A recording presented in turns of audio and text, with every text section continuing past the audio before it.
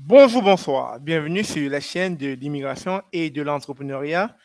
Alors, aujourd'hui, nous allons parler d'un sujet, je dirais, assez délicat, sensible, parce qu'il s'agit du Canada, il s'agit de l'après-Trudeau. Et vous avez été nombreux à écouter son discours durant cette semaine où il annonçait aux Canadiens et, je dirais aussi aux immigrants, son départ de la fonction publique. Justin Trudeau ne sera plus Premier ministre et ne sera plus chef du Parti libéral. Et en attendant qu'on puisse le remplacer, on est déjà en train de se poser la question, qu'adviendra-t-il du Canada après Trudeau? Et donc, c'est la raison pour laquelle nous avons convié plusieurs consultants en économie, en immigration, en éducation pour en parler ensemble. Sans plus tarder, nous allons accueillir sur cette chaîne Geneviève Savard et puis Bertrand Défaut. Pour ce qui est de Daniel, il ne fera pas partie des nôtres, mais néanmoins, il y a des vidéos qu'il a préenregistrées que nous ferons passer au fur et à mesure que nous avancerons dans les questions. Alors, Geneviève Savard, je te passe la parole. C'est sûr, on te connaît, mais présente-toi à nouveau pour ceux qui te découvrent. Bonjour Stéphane. Alors, je suis consultante en immigration, une ancienne de IRCC où j'ai travaillé pendant plusieurs années. Maintenant, je suis à mon compte comme consultante et donc je suis ici aujourd'hui pour vous partager ma boule de cristal en immigration. Merci. Et on va passer la parole, autant pour moi, à Bertrand, quelqu'un que vous connaissez sans doute sur la chaîne, qui nous vient à maintes reprises quand il y a ce genre de débat. Bertrand? Bonjour Stéphane, bonjour Geneviève également, et bonjour à ton magnifique public Stéphane, que je retrouve toujours avec beaucoup de plaisir. Alors, je suis convaincu que nous aurons une belle discussion et j'espère qu'il y aura des réactions et des questions venant du public également. Tout à fait. Merci à vous. Là, je vais juste introduire Daniel. Alors, Daniel, est-ce que tu peux te présenter, s'il te plaît, pour les abonnés? Ok, merci à toi, Stéphane, pour m'avoir invité. Merci à tous tes abonnés qui nous suivent de partout. Moi, c'est Daniel Descasses, je suis économiste de l'Université Laval. Je suis intéressé par des questions de développement et surtout des questions de la macroéconomie. Voilà tout ce que je peux dire sur moi. Super, merci beaucoup. Merci à toi. Merci beaucoup. Alors, merci à vous d'être là et je pense qu'on va bien discuter de l'après-Trudeau. Mais avant, on va revenir un peu sur les 9 années qui ont entouré son mandat à la tête du pays. Donne-moi une minute, le temps que la régie projette la vidéo. Justin Trudeau, 24 000... En 2013, le Parti libéral du Canada est en déroute lorsque Justin Trudeau se lance dans la course à la chefferie. Thank you, my friends. Merci, mes amis. Les militants le choisissent avec une majorité écrasante, convaincus qu'il pourra leur donner la victoire. A-t-il le jugement pour être premier ministre? Rapidement, Trudeau devient la cible des conservateurs qui l'accusent de manquer de sérieux. Lors de l'élection de 2015, Justin Trudeau n'est pas donné favori. Mais les Canadiens croient à ses promesses de changement et de jours ensoleillés. Ils lui donnent une majorité. On peut prendre une selfie? Ben oui. La lune de miel dure un certain temps. Mais la décennie à venir sera assombrie par de nombreuses controverses, au Canada comme à l'étranger. Il y a d'abord les vacances du premier ministre chez l'Aga Khan qui remettent en question son intégrité. C'est pas pour pouvoir cocher une case dans une plateforme électorale que je fais Puis, quelque chose... la décision de Justin Trudeau d'abandonner sa promesse de réforme électorale. En 2018, l'achat du pipeline Trans Mountain scandalise les environnementalistes. Plus tard, l'affaire SNC-Lavalin lui coûte sa ministre de la Justice, Jody Wilson-Raybould. Le scandale We Charity mène ensuite à la démission de son ministre des Finances, Bill Morneau. C'est sans compter l'épisode du blackface, lorsque des photos embarrassantes d'un jeune Justin Trudeau sont rendues publiques. Évidemment que je m'en excuse profondément. Cette dernière controverse survient en 2019, alors que Justin Trudeau mène sa deuxième campagne électorale. Les électeurs lui redonnent leur confiance sans lui accorder la majorité. Quelques mois plus tard, en mars 2020, c'est le début de la pandémie de COVID-19. Les Canadiens sont confinés, Chaque jour, ils suivent les mises à jour de leur premier ministre. On introduit la nouvelle prestation canadienne d'urgence. La pandémie est loin d'être terminée lorsque Justin Trudeau déclenche des élections en 2021. On a été là pour vous et maintenant, c'est à vous de choisir. Après une campagne de 36 jours, les électeurs lui donnent un résultat quasi identique. C'est le début d'un nouveau mandat minoritaire. Je vous ai entendu. Ça vous tente plus qu'on parle de politique ou d'élection? Un mandat mouvementé, notamment marqué par le convoi des camionneurs qui force Justin Trudeau à invoquer la loi sur les mesures d'urgence pour la première fois dans l'histoire du Canada. Le gouvernement fédéral invoque la loi sur les mesures d'urgence. Après l'invasion de l'Ukraine par la Russie et alors que la pandémie n'a pas dit son dernier mot, l'inflation grimpe à des niveaux jamais vus en 3 décennies et affecte la cote de popularité de Justin Trudeau. À l'international, le premier ministre fait aussi face à de l'hostilité. Les relations entre le Canada et la Chine se dégradent, tout comme avec l'Inde. La réélection de Donald Trump fait aussi craindre le pire pour l'économie canadienne. Que tout ce qui appuie la motion va bien se lever. Justin Trudeau peut tout de même se vanter d'avoir fait adopter plusieurs politiques avant-gardistes, comme la légalisation du cannabis, l'aide médicale à mourir, la réforme du Sénat, l'allocation pour les familles, le programme national de garderie ou le régime de soins dentaires adopté grâce à son entente avec le NPD. On behalf of the Government of Canada, on se souviendra aussi des nombreuses excuses officielles présentées par son gouvernement, y compris aux Premières Nations. We are sorry. Ces réalisations n'auront pas suffi à prolonger le règne de Justin Trudeau, lui qui a tenté de s'accrocher au pouvoir jusqu'au bout, même après avoir été abandonné par son allié néo-démocrate et par sa vice-première ministre Chrystia Freeland. Après les années Trudeau, un nouveau chapitre s'ouvre maintenant pour le Parti libéral. Ici Yasmine Média, Radio-Canada, Toronto. Merci. Vous venez de voir la carrière politique de Justin Trudeau. Et il me semblerait voir qu'il n'a pas pris une ride. Il a plus pris soin de lui que de prendre soin des Canadiens. Alors, j'ai vite le goût comme ça de poser la première question à Bertrand. Bertrand, que vous inspire l'après-Trudeau sur le quotidien des Canadiens et des communautés migrantes? Merci Stéphane pour cette première question. Évidemment, c'est toujours difficile à savoir hein, lorsque un pays, fut-il le Canada, s'apprête à changer de chef. Ça va d'abord évidemment être les élections au sein du Parti libéral. On verra qui sera désigné. Et puis par la suite, évidemment, au niveau national, rien ne nous dit que les conservateurs reviendront au pouvoir, n'est-ce pas? Bon, on verra. Même si évidemment, la bataille s'annonce rude au sein du Parti libéral et on peut penser que ces batailles-là, probablement, disons, pourraient fragiliser le parti. Maintenant, qu'est-ce que ça va véritablement changer pour le quotidien des Canadiens? Dans les médias, j'ai envie de dire rien. Soyons sérieux, soyons réalistes. La situation économique au Canada est difficile. Le taux de chômage augmente un peu partout au pays. L'inflation reste importante malgré les mesures de la Banque du Canada dans les derniers mois qui, donc, comme nous savons, a baissé le taux directeur. La vie pour les Canadiennes et Canadiens va rester quand même difficile, va rester fragile et même incertaine pour beaucoup d'entre elles tout au long de cette année 2025. Un changement de gouvernement n'entraîne pas immédiatement un changement, une transformation dans les réalités quotidiennes des populations. Ça prend du temps à un gouvernement. À supposer que le Canadien choisisse un nouveau gouvernement dans les prochains mois, ça prendra du temps à ce nouveau gouvernement-là de bien comprendre, de bien cerner la complexité de la situation économique, de prendre certaines mesures, et puis ces mesures-là prendront évidemment du temps pour apporter des effets. Donc, dans les médias, ma réponse, c'est rien.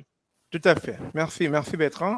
Et Madame Sava, peut-on dire que de nombreux consultants en immigration devront désormais se tourner les pouces ou tout simplement chercher un autre emploi. Et s'il advenait que les conservateurs accèdent au pouvoir? Il faut comprendre que les consultants en immigration sont là pour faciliter le travail des immigrants quand ils souhaitent venir au Canada. Donc, plus c'est difficile de venir au Canada, à mon sens, plus le travail des consultants en immigration est justifié. Donc, on peut penser qu'à ce moment-là, il y aura plus de nécessité là, pour les consultants en immigration. OK, super. Donc, on s'entend qu'on ne serait pas au chômage. Alors, je vais faire passer la parole à notre économiste. Il nous dira un peu ce qu'il pense de l'économie au lendemain du départ de Trudeau. OK, alors Daniel, je vais t'interpeller. Compte tenu de l'actualité politique, on a vu que Justin Trudeau quitte ses fonctions de Premier ministre et puis chef du Parti libéral. Donc, nous, on est beaucoup plus inquiets à ce qui va se passer après Trudeau en ce qui concerne l'économie canadienne. Mais déjà, vite fait, je vais te faire passer en revue quelques tableaux, quelques comparatifs que j'ai faits selon Statistique Canada concernant les rapports de 2022, 2023 et 2024 concernant le PIB et puis concernant tous les différents problèmes que l'économie canadienne a rencontrés au fil de ces 3 dernières années. Et là, je parle comme ça du taux de chômage en 2022, 2023, 2024. Et puis aussi l'inflation que tout cela a apporté, etc. Et le taux directeur qui est aussi drastiquement augmenté en 2022. On parle de 4,25%. C'est qui justement a entraîné la crise de logement durant cette période-là. Alors, moi, vite fait comme ça, pendant que tu es là sur le plateau avec nous, j'ai le goût de te poser la question rapidement, selon ton analyse à toi, au lendemain de la démission de Justin Trudeau. Comment le Canada pourra-t-il relever son économie, surtout qu'une menace de Donald Trump pèse à nouveau avec l'augmentation des tarifs douaniers qui est de 25% probablement d'ici le 21 janvier, lorsqu'il va être officiellement consacré. J'aimerais avoir ton avis. Écoutez, Stéphane, merci d'abord de m'avoir ici sur ces plateaux avec les différents invités.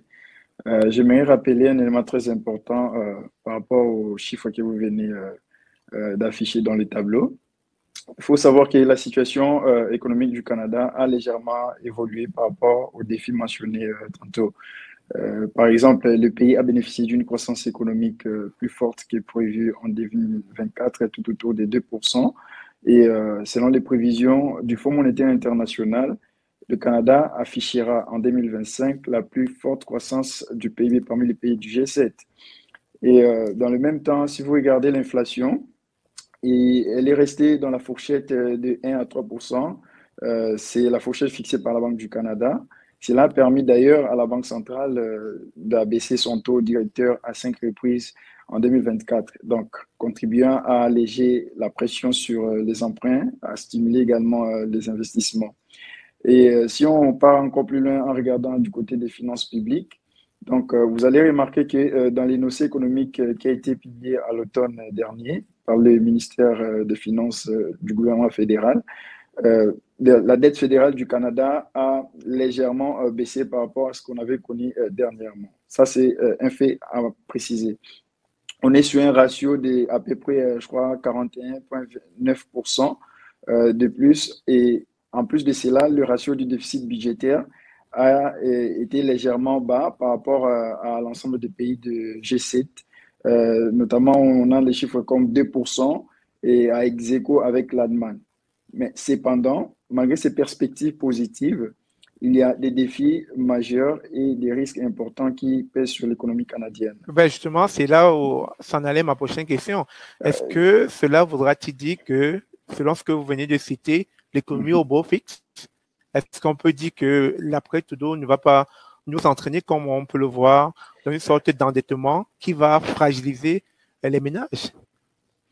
Je dirais plutôt les risques qui pèsent actuellement risquent de s'aggraver davantage si la situation actuelle, quand je parle de la situation, je vois bien la situation économique, si elle ne s'améliore pas. C'est-à-dire si on part avec les tendances actuelles, c'est-à-dire le gouvernement est fragilisé, on n'a pas des élections d'ici quelques mois, eh bien, dans cette posture, en faisant face aux États-Unis, qui est déjà bien préparée, hein, je parle de l'administration américaine qui sera investie le 20 janvier prochain, eh bien, le Canada ne pourra pas s'en sortir. Pourquoi cela? Parce qu'il y a une très forte dépendance, surtout en termes des exportations du Canada. On parle de près de 75% des exportations du Canada qui vont aux États-Unis. Et donc, dans cette configuration, vous allez remarquer que la dépendance, elle est beaucoup plus forte. Et beaucoup plus forte avec ces risques que le président élu américain, avec ses tarifs douaniers, la situation risque de s'aggraver. Mais sinon, les perspectives en ce moment, elles sont à peu près bonnes, donc il n'y a vraiment pas d'inquiétude. Les inquiétudes sont beaucoup plus au niveau de la configuration politique que nous aurons dans les mois à venir. Excellent, excellent. Je vous reviens. En attendant, je vais poser d'autres questions aux autres panélistes qui sont là. Je vous reviens avec d'autres questions sur l'économie dans un moment. Merci Daniel, une fois de plus, pour son intervention. Alors, je vais me tourner comme ça vers Bertrand pour la prochaine question. Monsieur Bertrand, avec vos 20 années d'expérience dans le milieu de l'éducation, quelle serait la pédagogie à adopter face à un navire sans capitaine ou à un avion sans pilote, afin que les passagers ne soient pas inquiets de ce qui pourrait arriver par la suite? Alors, avez-vous des éléments de réponse par rapport à ce qui se passe au Canada? Merci Stéphane. Ce qui se passe au Canada n'est pas nouveau du tout. Il arrive souvent dans des démocraties. C'est d'ailleurs la beauté des démocraties que nous apprécions. Il arrive bien souvent qu'un dirigeant, une dirigeante politique choisisse de céder la place avant le terme de son mandat. C'est parfaitement normal. Et la beauté dans tout ça, Stéphane, c'est aussi que le pays, heureusement, ne repose pas sur un individu, mais repose sur des institutions fortes. Donc, lorsque le chef, pour le cas dont nous parlons, là, la situation du Canada actuelle, décide de céder la place, on voit que le pays continue à fonctionner. Évidemment, ça va prendre quelques semaines pour que déjà le parti trouve un remplaçant et plus tard qu'on passe aux élections fédérales. Donc, c'est un processus parfaitement normal. Il est arrivé déjà dans l'histoire de notre pays qu'un chef de gouvernement choisisse de quitter ses fonctions ou soit plus ou moins forcé de quitter ses fonctions et qu'on organise de nouvelles élections. Il n'y a pas eu péril dans la demeure. Comme disait Daniel tout à l'heure, la situation économique du Canada est difficile en ce moment. Il y a, entre guillemets, la menace américaine, mais il y a aussi la situation interne. Je reviens sur le chômage hein, qui monte quand même, là, qui est inquiétant. Il y a de plus en plus de pertes d'emplois à travers le pays qui se chiffrent par dizaines de milliers maintenant. Et puis, selon les économistes, il y a la productivité canadienne qui reste fragile. C'est une économie en ce moment qui est fragile. Hein. Sans être économiste, mais nous savons que un des reproches qu'on fait aux 9 années du gouvernement Trudeau, Stéphane, oui, c'est que le déficit a explosé. Il avait promis de réduire le déficit. Ça a été complètement l'inverse. Alors voilà, comme ça, les menaces qui pèsent d'un point de vue économique et social qui pèsent sur notre pays en ce moment. C'est sûr, j'aurais besoin d'avoir vos avis sur l'économie tantôt, mais on va revenir sur le principal. Alors, Madame Savard, peut-on dire que de nombreux consultants en immigration, plutôt, on constate qu'à l'ère Trudeau, le Canada a accueilli plus d'immigrants qu'il n'en a jamais eu par le passé. On parle d'à peu près, en 2014, d'environ 260 000 nouveaux résidents permanents et en 2022, un nombre record historique avec plus de 437 000 nouveaux arrivants. Ne pensez-vous pas que c'est ceci qui occasionne la chute de celui que les immigrants appellent leur sauveur? Vous qui êtes dans le domaine, quel aurait été le choix judicieux à prendre pour Justin Trudeau? Monsieur Trudeau a fait, je pense, ce qu'il pouvait au fur et à mesure. On se rappellera que pendant la pandémie, on avait beaucoup de difficultés à combler les emplois, hein, puis qu'il y avait un grand manque de travailleurs et de main-d'œuvre. Et Ça a été un aspect qui a été souligné à maintes reprises. Donc, les vannes ont été ouvertes, mais c'est peut-être au niveau de la réaction pour revenir à des normes un peu plus usuelles que là, le délai a manqué. Marc Miller, le ministre actuel de l'Immigration, l'a d'ailleurs admis qu'il aurait fallu réagir plus tôt et ne pas attendre aussi longtemps avant de refermer les portes de l'immigration au Canada. Ça aurait peut-être été un choix un peu plus stratégique, un peu plus politique. Mais bon, certains de nos chers amis en ont profité et c'est comme ça qu'on en profite. Donc, on comprend tout simplement qu'ils n'ont pas anticipé, ils ont ouvert les vannes, mais ils n'ont pas anticipé pour ce qui pourrait arriver par la suite, comme les crises de logement ou encore le manque d'emploi, parce qu'avec l'entrée massive des immigrants, il y a eu beaucoup de Canadiens qui ont manqué les emplois durant l'été, hein, d'après les statistiques. Selon les statistiques, effectivement, le nombre d'emplois disponibles a diminué. Ceci dit, je ne suis pas prête à faire une corrélation directe entre l'arrivée d'immigrants et le manque de logement.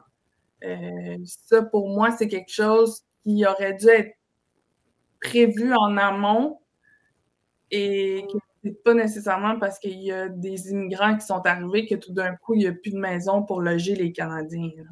Tout à fait. Ben, il faut un coupable. Et vite fait comme ça, Bertrand, est-ce que le gouvernement Trudeau a été incapable? Incapable de faire quoi, Stéphane? Incapable d'anticiper sur tout ça, parce qu'actuellement, on est dans une crise économique qui est due au mandat de Justin Trudeau durant ces 9 années passées au pouvoir. On se rend compte que les Canadiens n'en peuvent plus tout simplement. Ils n'arrivent plus à joindre les deux bouts, les ménages sont handicapés, etc. Est-ce que ce n'est pas, je dirais, le manque de bonne gouvernance de Justin Trudeau durant ces 9 années? Merci Stéphane. Le réflexe d'une population lorsque les difficultés arrivent, c'est de pointer le doigt sur son gouvernement. Ça se voit un peu partout sur la planète, c'est ça le réflexe. Maintenant, le gouvernement canadien a-t-il pris les bonnes décisions? On parlait tantôt des chiffres de l'immigration. Le Canada, comme jamais auparavant, a ouvert ses portes à l'extérieur, à l'international. Les statistiques démontraient il y a 3-4 ans qu'il y avait effectivement dans beaucoup de domaines, dans beaucoup de secteurs d'activité, un grand besoin en main-d'œuvre, une grosse pénurie en main-d'œuvre. Peut-être qu'il aurait fallu réduire un petit peu les seuils d'immigration et peut-être qu'il aurait fallu aussi mieux arrimer les entrées, les professionnels que le Canada a décidé d'accueillir et les besoins réels dans tel ou tel secteur. Ce que je veux dire en d'autres mots, c'est qu'on a peut-être laissé entrer trop de personnes et on a peut-être laissé entrer dans certains cas des personnes dont le Canada n'avait pas, dont l'économie canadienne n'avait pas besoin. Tout à fait. Il faut bien le dire. Et vous dites qu'il aurait fallu réduire. Est-ce que ce n'est pas venu trop tardivement? Ben, ça a été fait, mais est-ce que ça n'a pas été trop tardif? Pourquoi avoir longtemps attendu avant de réduire ses effectifs? C'est toujours difficile. C'est facile de critiquer un gouvernement, Stéphane. Même à titre personnel, on prend des décisions selon certaines données, selon certaines analyses, et on s'ajuste après coup. C'est sûr que quand il s'agit de tout un pays, c'est encore beaucoup plus délicat. On peut voir quand même que les décisions dans les 3-4 dernières années du gouvernement fédéral concernant l'immigration ont eu du bon et du moins bon. Alors, le moins bon, c'est que beaucoup de Canadiens aujourd'hui ont de la difficulté à trouver un emploi. Le moins bon, c'est que ça fait flamber complètement les prix du logement. À Toronto, par exemple, pas seulement, ou à Montréal, pour ne citer que ces deux métropoles-là. Le moins bon aussi, c'est qu'aujourd'hui, les portes sont quasiment fermées. Hein. Le fédéral a fermé presque toutes les portes d'entrée en termes d'immigration. Les étudiants, les quotas sont sont réduits dans plusieurs provinces. Il y a des provinces qui ont décidé d'ailleurs de geler pendant 2 ans. Récemment, on apprenait que On parle comme ça du le Québec. programme de parrainage est suspendu, etc., etc. Alors, on passe d'une extrémité à une autre. Donc, ça veut dire que quelque part, il y a quelque chose qui n'a pas été bien fait. Ça ne veut pas dire que tout a été négatif non plus. Tout à fait, tout à fait. Alors, on va passer en revue Daniel, parce qu'on va l'interviewer pour la deuxième question en lien avec l'économie. Je vous reviens. Alors, Daniel, je reviens encore vers vous concernant ce que vous disiez tantôt, selon ce qu'il faut faire pour pouvoir maintenir cette économie-là. Mais justement, ma prochaine question s'en va sur les défis actuels que font face les Canadiens. Parce que quand je parle de défis, je parle d'endettement des ménages, je parle du pouvoir d'achat. Quand je parle du pouvoir d'achat, de l'inflation élevée, c'est-à-dire le prix du logement, des aliments et de l'énergie. Aussi, je parle du commerce international. Bien que les exportations, comme vous l'avez dit, aient été fortes, les tensions commerciales mondiales et la volatilité des marchés ont pesé sur les perspectives. Et là, je parle comme ça de l'exportation des ressources naturelles comme le pétrole, le gaz, les minéraux. Ensuite, on a aussi la surchauffe du marché immobilier en 2022 avec la très hausse rapide des prix du logement que beaucoup de Canadiens ont connu. C'est que justement a entraîné comme une sorte de surenchère et les gens n'étaient plus capables de s'acheter un bien immobilier. Donc, face à tous ces défis, alors moi, ma seconde question va dans ce sens. Pensez-vous que ce sont les immigrants qui sont à la cause de toutes ces crises qu'on vit en ce moment? J'avais même envie de rire. Vous savez, Stéphane, lorsqu'il y a des problèmes dans une société, il est fréquent que l'on cherche des boucs émissaires. Et souvent, ce sont des étrangers qui sont pointés du doigt, malheureusement. Je ne suis pas d'accord avec l'opinion selon laquelle les immigrants sont la cause de la crise du logement au Canada. Pourquoi? Eh bien, tout d'abord parce que il est important de reconnaître que les déséquilibres dans le secteur du logement préexistaient déjà avant l'immigration massive qu'on a constatée ces dernières années. Sauf que l'immigration a un peu exacerbé ces déséquilibres, mais il y en avait déjà.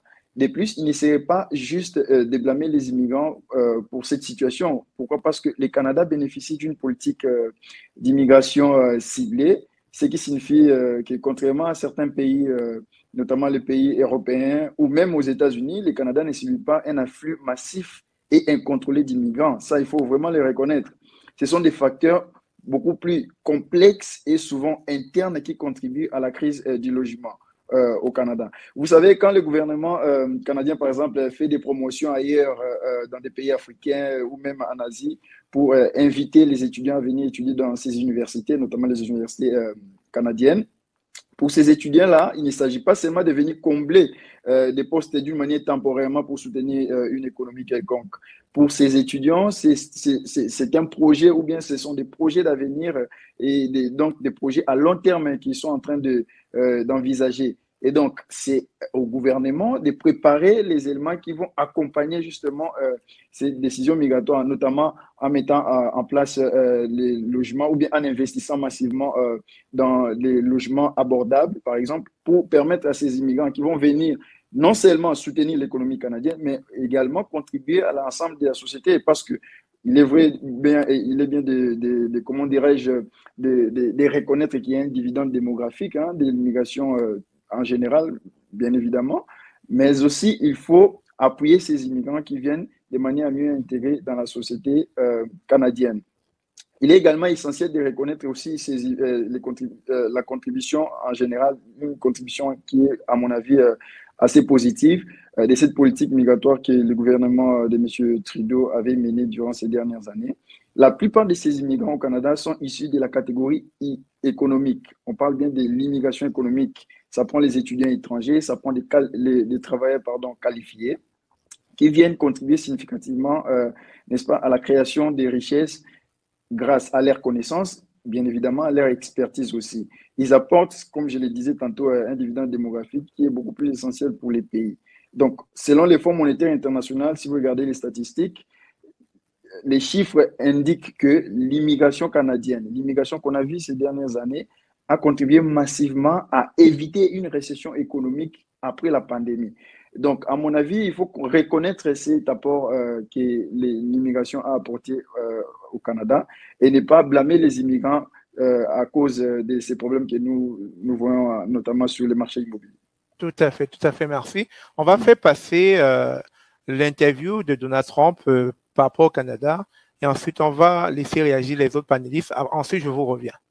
Put very serious tariffs on Mexico and Canada, because Canada, they come through Canada too, and the drugs that are coming through are at record numbers. Economic force, because Canada and the United States, that would really be something. You get rid of that artificially drawn line. Why are we supporting a country 200 billion plus a year?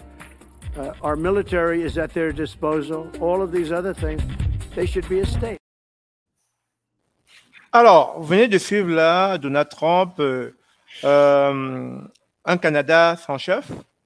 La démission de Justin Trudeau a fait grand éclat au niveau de la presse internationale.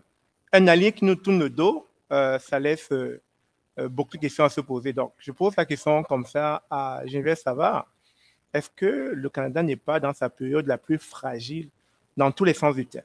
C'est-à-dire dans son économie, dans sa politique, dans tout ce qui est l'encadrement de manière générale pour les immigrants? Est-ce qu'ils ont encore un avenir ici? Est-ce que le Canada n'est pas le pays où tout le monde devrait mettre la croix? Qu'est-ce que tu opines à cela? Ah, ben, que voulez-vous? Moi, je suis canadienne et donc, pour moi, le Canada, ça reste le plus meilleur pays au monde. Et c'est sûr que je vais toujours encourager les gens à immigrer au Canada.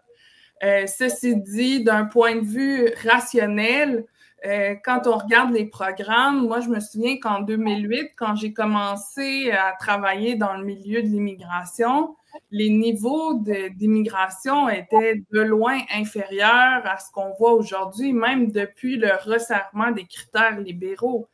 Alors, à ce niveau-là, il me semble qu'il faut garder une perspective un peu plus à long terme que juste voir là tout de suite maintenant. Bon, Trudeau a démissionné, mais on a déjà vu ça avant. Là. Il va y avoir un nouveau chef bientôt. Il va y avoir des élections, puis la scène politique va se remettre sur pied, puis on va repartir de nouveau. Là. Merci. Bertrand, par rapport au discours de Donald Trump, où le Canada se sent fragilisé, où son allié, je dirais historique, lui tourne le dos, est-ce que ça ne donnerait pas envie de ne plus penser au Canada? Tout ce qu'on voit en ce moment sur la scène internationale. Stéphane, chaque pays passe par des situations comme celle que le Canada vit en ce moment. C'est le cours normal de l'histoire d'une nation, tout simplement. Et je crois que ce que le président élu américain est en train de dire devait arriver tôt ou tard. Le Canada, face aux États-Unis, est un pays, on sait que le Canada est dépendant et fortement, Daniel, l'économiste, l'a rappelé tout à l'heure, le Canada, l'économie canadienne est fortement dépendante de celle des États-Unis. Donc, forcément, à un moment ou à un autre de l'histoire, devait arriver un chef d'État américain qui tiendrait plus ou moins les propos de M. Trump aujourd'hui. Maintenant, est-ce que ça devrait faire peur au Canada? Non, c'est simplement dans l'ordre des choses. Hein. On est dans une bataille économique où le géant américain se dit, voilà, je suis plus fort, j'ai des droits, je peux imposer ou je peux imposer ceci ou cela, je peux obtenir davantage de mon voisin canadien, tout simplement. Mais disons que ça pourrait fragiliser pas seulement l'économie américaine, mais je regarde d'un point de vue international la situation, la place à l'international du Canada. Parce que ce sont quand même les États-Unis et il faut dire que ça s'ajoute déjà aux difficultés diplomatiques du Canada avec la Chine et du Canada avec l'Inde, qui sont deux autres puissances, nous le savons bien. Alors, ça fait comme ça trois puissances internationales, trois puissances mondiales. Ce n'est pas bon. Je pense que le prochain Premier ministre du pays devrait s'atteler à nouer des relations diplomatiques fortes, à rétablir de meilleurs liens, évidemment, dans la mesure du possible. Parce que quand il y a friction diplomatique, ça veut dire qu'il y a des dossiers sur lesquels on ne s'entend pas. Ça ne veut pas dire brader l'honneur et la dignité du Canada, ça ne veut pas dire brader les valeurs canadiennes, parce qu'on veut absolument parvenir à des ententes avec nos alliés. Mais ça veut dire parvenir peut-être à négocier davantage pour justement garder cette place-là du Canada comme leader sur la scène internationale, sur la scène diplomatique. Nous savons que c'est très, très, très important parce que il en va de l'image du Canada, il en va aussi et même de l'économie du canadienne, puisque des décisions importantes sont prises au niveau mondial et peuvent influencer celles que nous pouvons prendre ici au niveau national. Donc, voilà ce que je pourrais dire. Merci. On va retourner vers Daniel pour la dernière question. Alors, j'ai une autre question concernant justement cette interview de Donald Trump. Prenez-vous au sérieux les attaques de Donald Trump sur le fait qu'il va combattre le Canada sur le plan économique? Parce que déjà, il dit on supporte le Canada à hauteur de 200 milliards de dollars par an. Et donc, ce serait une force pour lui, une puissance même pour lui, de pouvoir annexer le Canada sur le plan économique, d'après ce qu'il nous laisse comprendre. Qu'est-ce que vous pensez de toutes ces attaques-là? Honnêtement, je ne pense pas que le Canada deviendra un 51e État américain. Ça, soyez-en sûrs, que les choses soient vraiment claires. À mon avis, ce sont juste des stratégies que les présidents élus américains utilisent, notamment pour la négociation. Vous savez bien, Donald Trump, il est très bon en négociation. Alors, il utilise cette stratégie notamment pour déstabiliser le Canada ou déstabiliser son adversaire parce qu'il sait qu'à un moment donné, il faut venir à la table de négociation. Vous devez savoir qu'il a commencé lors de son premier mandat à faire ce genre d'intimidation pour renégocier l'accord sur le libre-échange nord-américain, l'ALENA, cet accord qui permet, n'est-ce pas, le commerce entre le Mexique, tout à fait. Justement. Alors, il a fait, mais pas comme il le voulait parce qu'à l'époque, il faisait face à Mme Freeland. Mme Freeland, malheureusement, elle vient de démissionner. À l'époque, elle était ministre des Finances et c'est elle qui a tenu tête à l'administration américaine et Donald Trump. Donc, le président américain n'avait pas eu tout ce qu'il voulait. Certes, il avait imposé des tarifs douaniers, notamment sur l'acier, mais il y avait des répliques assez coriaces qui ont permis à ce que, à la fin, je crois que c'était après une année, l'administration Trump avait levé ses tarifs douaniers. C'est en fait ce qui était en préparation actuellement dans le gouvernement de M. Trudeau. Malheureusement, Mme Freeland a jeté l'éponge, donc elle a démissionné et le gouvernement est resté comme ça. Il fallait chercher d'autres personnes qui pourront renégocier. Voilà pourquoi je l'ai mentionné tantôt que les pays, si le Canada part en négociation à l'état actuel où vont les choses, à l'état actuel politiquement parlant, je ne pense pas qu'il aura gain de cause. Donc, vous devez vous assurer que ce sont juste des stratagèmes que le président américain utilise. Mais cela n'arrivera pas. Le Canada ne sera pas annexé. Alors, pour chuter, pour pouvoir vous laisser partir sur cette dernière question, j'aimerais savoir, en tant qu'analyste économique, quelle aurait été la meilleure stratégie du Canada pour une réponse du berger à la bergère, surtout qu'on a comme l'impression que le Canada, l'administration canadienne est mou devant les attaques de Donald Trump. Qu'est-ce que vous pensez par rapport à ça? Alors, moi, honnêtement, je pensais que le gouvernement allait faire front commun. Quand je parle de front commun, je parle du point de vue fédéral, c'est-à-dire les provinces sont d'accord sur une ligne directrice à suivre ce que Ottawa va dire. Mais malheureusement, vous allez remarquer que les provinces vont d'une manière qui n'est pas assez fédérée, d'une manière qui n'est pas assez, comment dirais-je, ils ne suivent pas une même ligne de conduite. Vous allez entendre le premier ministre de l'Ontario, M. Ford, qui dit, par exemple, que lui, il est pour une ligne dure face au président américain.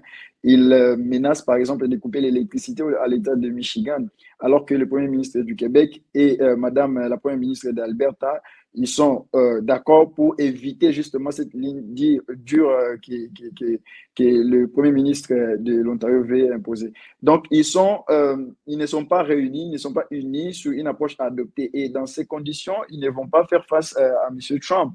Donc, à mon avis, ils devaient adopter d'abord une approche commune, se mettre à place et décider, par exemple, quelles sont les répliques à mettre en place pour contrecarrer l'administration américaine. Il y a énormément d'avantages qu'ils ont, notamment sur l'énergie. Ils peuvent couper l'énergie, comme le dit monsieur le Premier ministre de l'Ontario. Et ça va faire mal, n'est-ce pas, aux Américains qui ont voté, je les rappelle, pour avoir moins de l'inflation et baisser leur coût de la vie, notamment avoir beaucoup plus d'argent dans les poches et pouvoir faire leur épicerie avec le peu qu'ils ont. Merci beaucoup Daniel, merci. On comprend donc qu'il faut diviser pour mieux régner, c'est ce que Donald Trump est en train de faire face à l'administration canadienne. Sur ce, merci encore, on va vous laisser aller. Merci encore de votre intervention et nous espérons vous compter parmi nous dans les prochains débats. Merci beaucoup. Merci beaucoup. Ouais, merci. On revient à vous sur le plateau. Bien sûr, on est presque à la fin, mais avant, on va quand même impliquer nos abonnés. Et je vais prendre 2 questions dans le lot. Une question pour Bertrand et une question pour Geneviève Savard.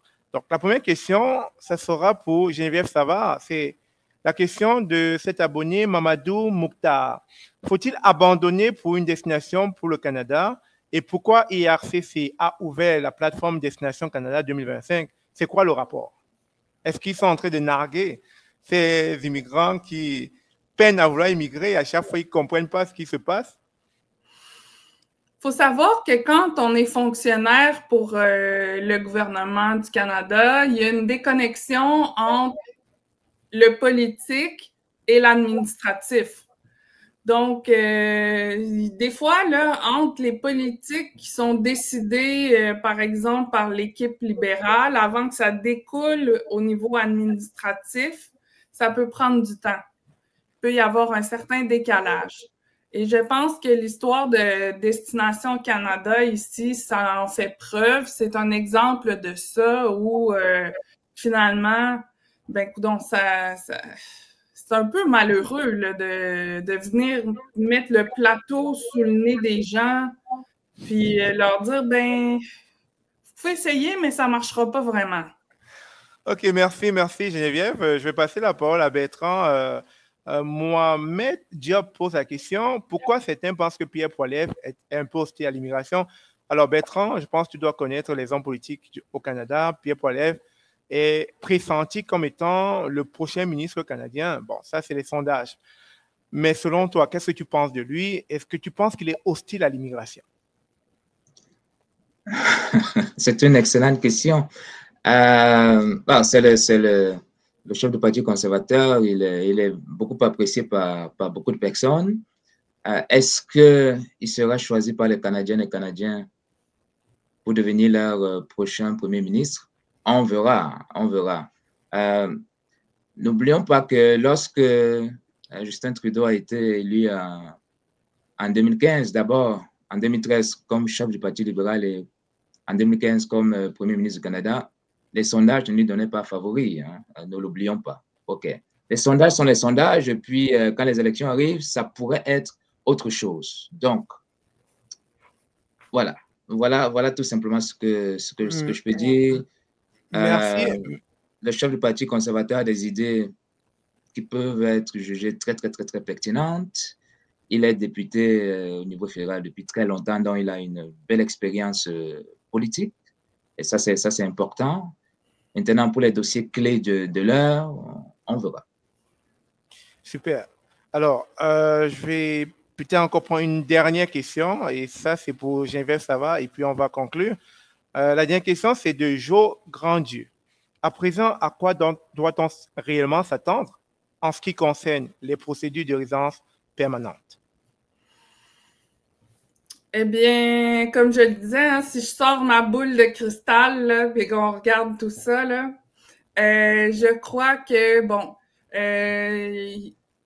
dans les périodes où c'est un petit peu plus économiquement difficile, comme on le vit présentement, les gens ont tendance à se tourner vers des gouvernements un peu plus conservateurs. Donc, puis ça se reflète dans les sondages actuels, là, donc on peut s'attendre à ce que M. Poilievre devienne le prochain premier ministre. Et ça, ce qui va arriver par expérience, selon l'histoire, on a vu que les gouvernements conservateurs étaient très favorables à tout ce qui est lutte à la fraude et un rétrécissement des critères d'immigration. Donc, sans nécessairement revenir aux critères, au niveau comme ça l'a été par le passé. Par le passé, on peut penser que ça peut quand même revenir là, à des niveaux un peu plus faibles que ce qu'on a présentement. Tout à fait. Merci. Alors, on est arrivé presque à la fin de cette émission et je vais poser une toute dernière et puis je vais vous laisser aller parce que je sais que vous avez des occupations. Alors, ma prochaine question est pour Bertrand. Pensez-vous que le départ de Justin Trudeau pourrait marquer un vide important pour les immigrants? Surtout que ces immigrants ont bénéficié de nombreux programmes avantageux sous son gouvernement. Quel message aimeriez-vous adresser à ces immigrants qui aspirent à construire leur vie au Canada? Alors, c'est vrai qu'il y a plusieurs volets dans ma question, mais je vous laisse répondre. Merci Stéphane, c'est une question qui contient plusieurs questions. Donc, disons que chaque parti politique, chaque gouvernement a sa politique, a sa feuille de route, plan économique, social, les questions d'immigration et tout le reste. Et bien souvent dans l'histoire canadienne, nous savons que le Parti libéral semble un peu plus favorable à l'immigration que le Parti conservateur. Et dans tous les cas, l'économie canadienne a besoin et aura besoin encore pendant bien longtemps, à mon avis, pendant de très longues années, aura besoin encore de l'immigration. Évidemment que les quotas vont varier selon la situation économique et sociale et selon le gouvernement au pouvoir, selon le parti politique au pouvoir. Et évidemment, c'est normal, ça se passe ainsi partout. Est-ce que le gouvernement Trudeau va manquer aux immigrantes et aux immigrants? Disons que ça a été un gouvernement quand même très favorable à l'immigration avec des seuils de recrutement comme jamais auparavant dans le passé. Mais on voit aussi que cette générosité-là entraîne des difficultés, pas seulement pour les Canadiens et Canadiennes, mais aussi pour les immigrants eux-mêmes. Je discute avec, comme vous, Geneviève, Stéphane, avec beaucoup de personnes nouvellement arrivées au pays. Et pour ces personnes-là, c'est très difficile de trouver un logement, c'est très difficile de trouver un emploi, c'est très difficile de joindre les deux bouts. Finalement, qu'est-ce que je peux dire à ces personnes? D'abord, un message aux personnes nouvellement arrivées. Bienvenue au Canada. Le Canada est un pays extraordinaire, un pays magnifique, un pays qui regorge encore et qui regorgera toujours, à mon avis, pendant très longtemps, en tout cas, d'opportunités. Soyez patients, soyez persévérants, progressivement bâtissez votre réseau, lisez, informez-vous, intégrez-vous, contribuez à la société, faites du bénévolat par exemple, etc. Apportez votre pierre à l'édification de ce magnifique pays et vous verrez que progressivement, les portes vont s'ouvrir, progressivement, vous allez vous sentir vraiment appartenir à cette belle société qu'est le Canada. Maintenant, pour les personnes qui sont encore hors du Canada, qui aspirent à venir, gardez votre rêve autant que possible. Le Canada, à mon avis, continuera à avoir besoin de l'immigration, ça c'est certain. Mais en attendant, regardez aussi où vous vous trouvez. Le bonheur se construit d'abord où on se trouve. Le bonheur n'est pas forcément toujours chez le voisin. Alors, qu'est-ce que vous pouvez faire dans votre pays actuellement? Il y a certainement aussi des opportunités où vous vous trouvez. Peut-être pas les mêmes, peut-être pas à la même hauteur, mais quand même, il y a des opportunités, je crois, un peu partout où on peut se trouver. Alors, occupez-vous, formez-vous, contribuez à votre pays d'origine, au pays où vous vous trouvez en ce moment. Et puis, si le Canada continue à être votre destination de rêve, eh bien, travaillez fort pour réaliser vos rêves. Je peux empêcher à personne, je peux déconseiller à personne de vouloir réaliser son rêve. Sinon, pourquoi est-ce que je serais moi au Canada aujourd'hui? Excellent, excellent. Merci Bertrand pour ce message fort auprès de ces immigrants qui ont besoin d'entendre ce genre de message. Alors, ça va. Excuse-moi, c'est l'émotion. J'ai une toute dernière avant de te laisser aller. L'immigration canadienne a-t-elle encore un avenir certain? Si oui, pourquoi? Quand tu parles d'un avenir certain, tu parles... Est-ce que les immigrants qui écoutent en ce moment cette vidéo peuvent encore espérer au rêve canadien après Trudeau? Bien sûr, je vais abonder dans le même sens que Bertrand. Dans le fond, il faut croire en notre rêve et je serais qui pour dire à quelqu'un que c'est pas possible? Moi, je pense qu'il faut y croire. C'est possible que les critères soient un petit peu plus restrictifs, mais à partir de là, il y a quand même de la place pour beaucoup de gens. Puis la générosité des Canadiens, puis la gentillesse des Canadiens, ça ne change pas. Merci beaucoup. Merci à vous. Merci d'avoir accepté de vous prêter au jeu. Je vous retrouverai prochainement pour d'autres débats dans ce sens. Et sur ce, on va se dire au revoir. Merci Stéphane. Je salue ton public une fois de plus et à bientôt. Merci.